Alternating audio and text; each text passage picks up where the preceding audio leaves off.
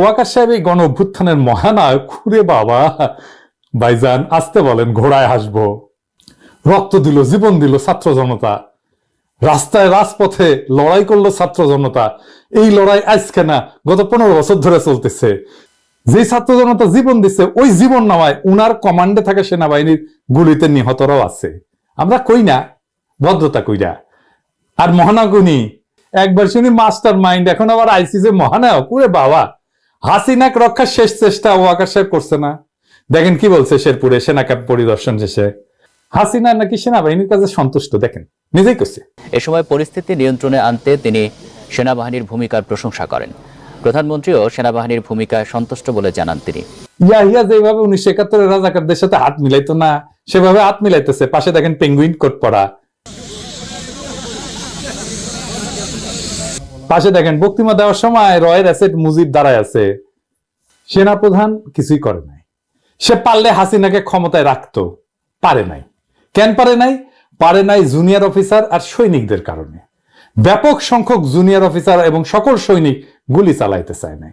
এই জন্যই ওয়াকার লাইন আসিছে, এই ক্রেডিট সৈনিক আর জুনিয়র অফিসারদের।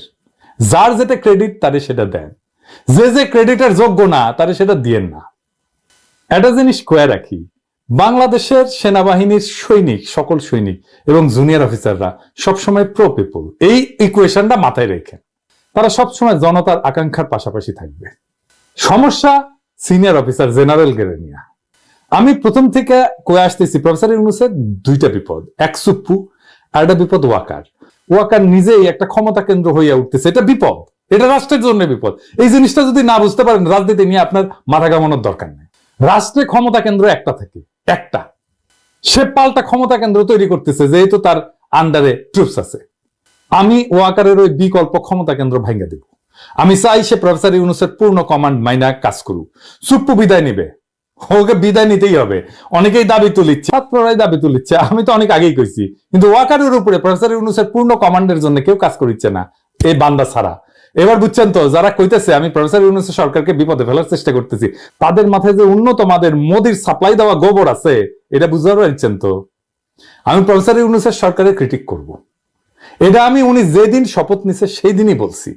আমি না ধমকাইলে ওনার উপদেষ্টারা কি অগ্নিমূর্তি ধারণ করতেন দেখেন। হাত ভাঙ্গা ভাঙির কথা কইছে না, কইছে না আমরা ইমোশনাল কথা বলি, কইছে না প্রবাসী বাংলাদেশিদের ইলিশ দেয় না, আর কলকাতায় ইলিশ পাঠানোর জন্য সুন্দরী কোটায় ওই উপদেষ্টা হওয়া রেজওয়ানা দেওয়ানা হয়ে গেছে, দেখেন নাই? এগুলোর কাঁচা কুঞ্চি দিয়ে পিটাইলে শান্তি পেতাম। পিনাকি না থাকলে এইগুলা সব ইন্ডিয়ার কাছে পাইতে দিত। কি পাইতে দিত জিগায় না, বুঝে নেন। হাসিনা কইছে 1 মাস টিকবে না প্রফেসর ইউনূসের সরকার, কইছে না? নতুন ফোন কল ফাঁসিছে না, ইউনূসের কথা শুনে লাফাচ্ছে। আর জামাতের ওরা কয়দিন আছে, সামনে 1 মাস থেকে কিনা দেখো। এটা নিয়ে অনেক হাসাহাসি করতেছে। আমি করি না হাসাহাসি, কারণ হাসিনা তার প্রভু ভারত সর্বাত্মক চেষ্টা চালাবে বাংলাদেশের বিপ্লবকে ধ্বংস করতে। পারবে না সেটা অন্য কথা, কিন্তু সে একের পর এক ঝামেলা লাগাই রাখবে। ওই যে দেখছেন না সমুদ্রে ওই জাহাজের মধ্যে আগুন লাগিচ্ছে। টাইম ম্যাগাজিন কইছে না হাসিনার অপ্রত্যাশিত প্রত্যাবর্তন ঘটতে পারে। এইগুলার একেবারে হাওয়ায় উড়াই দেন না। কিভাবে প্রত্যাবর্তন ঘটতে পারে আর কিভাবে এইগুলারে উড়াই দিবেন সেটা নিয়ে আলাপ করি, বরং আসেন। এইগুলারে মূল থেকে উৎখাত করার জন্য যা করা দরকার সেটা প্রফেসর ইউনূসের সরকার করতেছে না।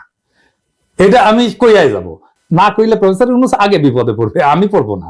আমি তো থাকি ফ্রান্সে, আমার কিছুই হবে না। কি সাহস হাসিনার, বলে সবাইকে শিক্ষা দেবো, দেখেছেন? প্রত্যেকের এক একটা শিক্ষা আমি দিয়ে ছাড়বো, আর আমি যেটা বলি আমি তা করি। সাইকোপ্যাথ একটা, এই সাইকোপ্যাথকে ওয়াকার পালায় যেতে দিছে, দেয় নাই?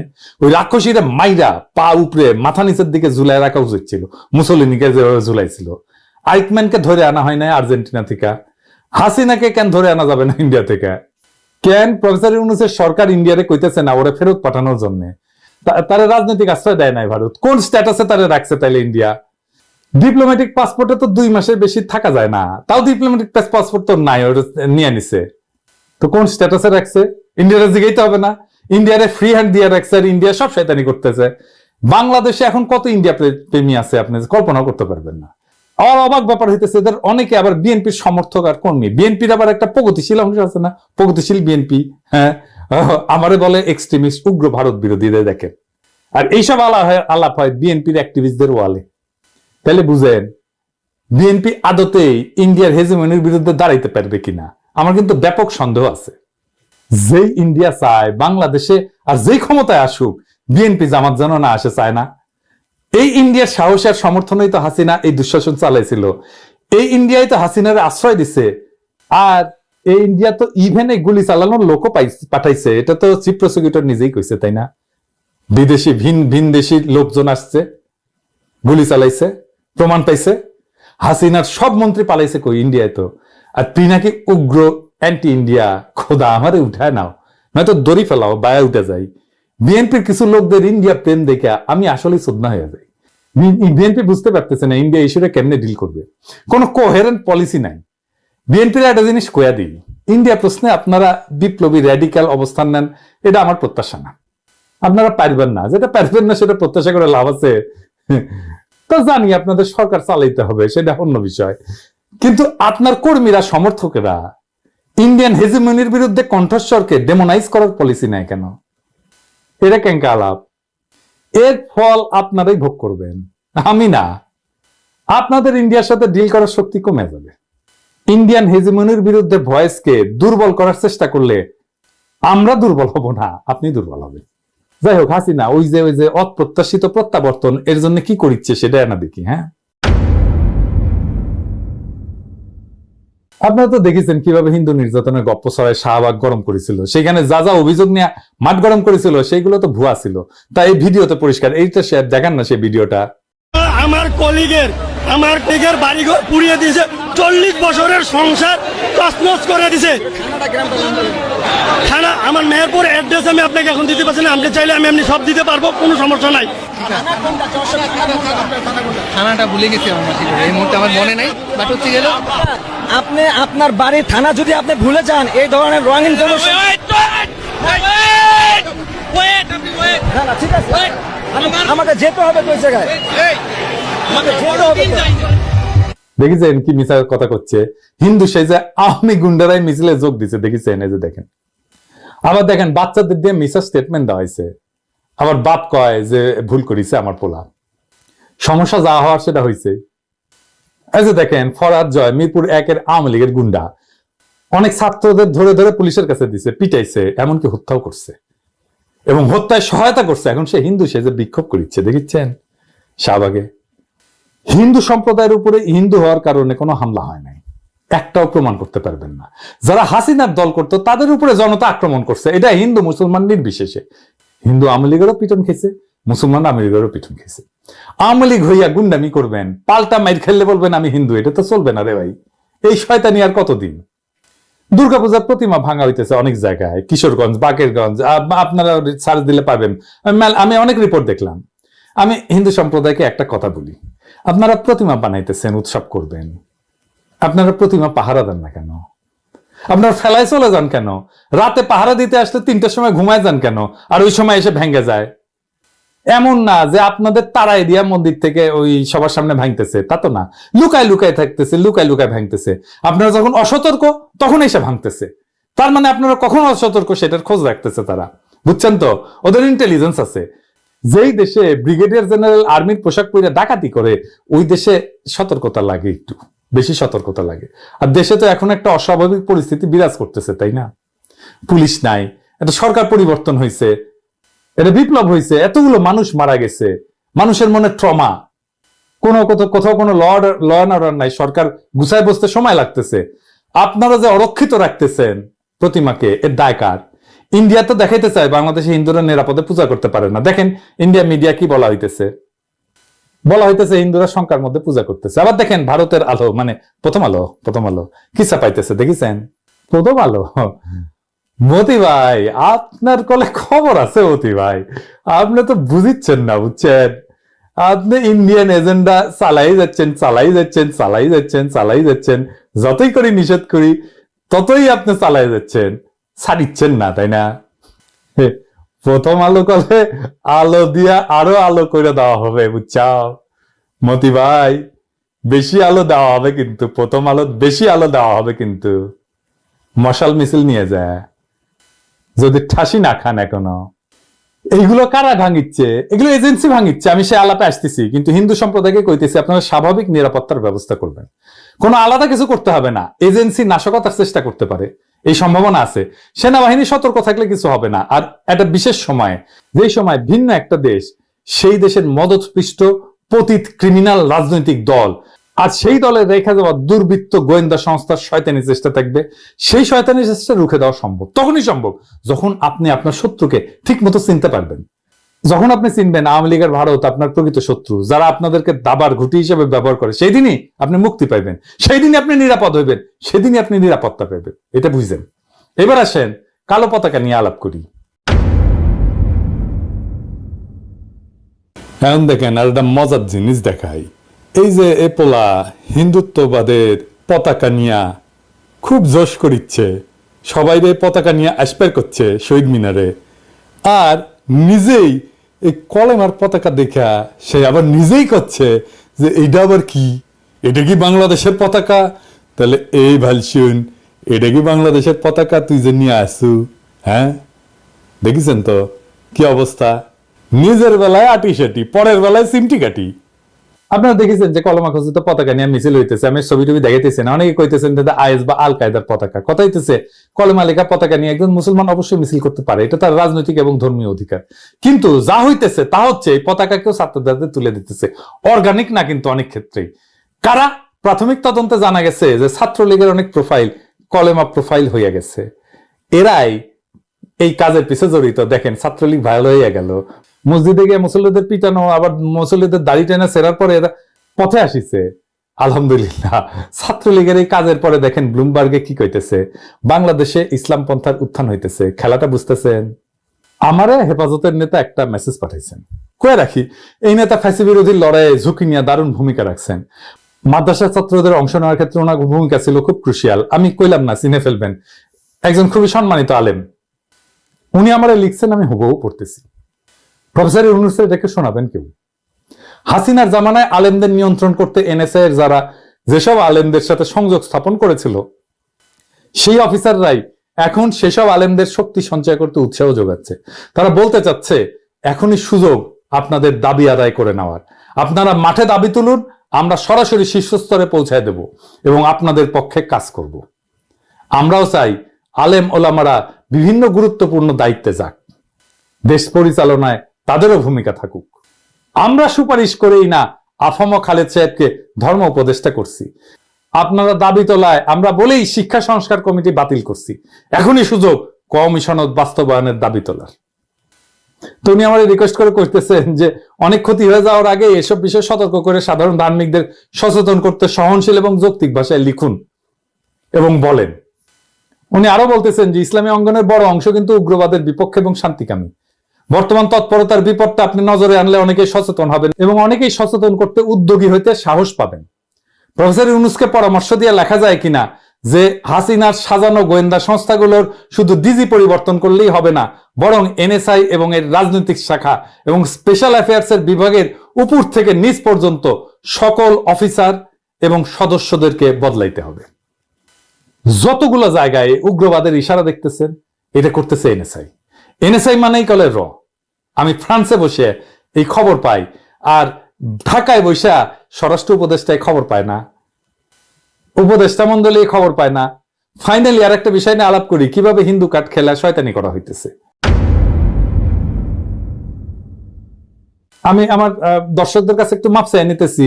একটা ঘটনার বিস্তারিত বলতে হবে, আপনার মনে হইতে পারে ক্ষুদ্র ঘটনা, কিন্তু এটা এক্সাম্পল হিসেবে বলা ভালো, কারণ আমি এটা নিয়ে ইনভেস্টিগেট করছি।